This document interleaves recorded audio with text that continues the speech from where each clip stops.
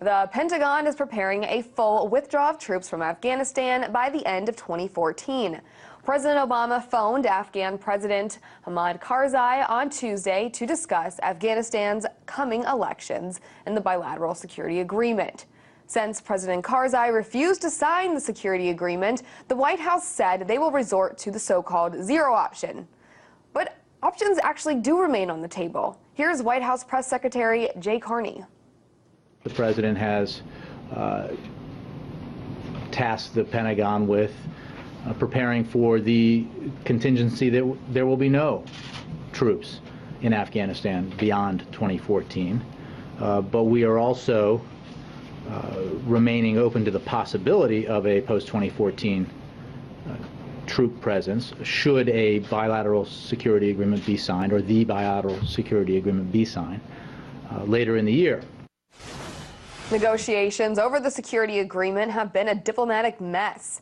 Karzai says he'll leave the signing of the deal to his successor. There are 11 people running for his seat, with an election on April 5th. Some of the candidates have said they would sign the agreement with the U.S., but many analysts say Obama's trying to pressure Karzai to approve the accord himself by moving forward with this zero option.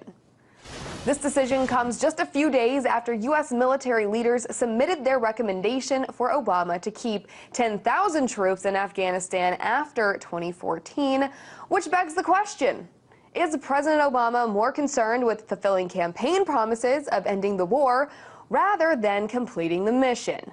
Could the Afghanistan scenario play out like the pullout of Iraq in 2011? There, the president removed all U.S. troops from the country after the U.S. failed to reach a security agreement that would grant American troops immunity. Today, al-Qaeda has taken back key areas in Iraq. And as America's longest war nears its end, Afghans and their neighbors are nervous about the resurgence in the region as well. Pakistani officials have said they're concerned about the Afghan military's ability to stand up to the Taliban and other fundamentalist groups. Many Republicans on Capitol Hill say the U.S. needs to keep special forces and drone bases in the country to continue America's own fight against the terrorists.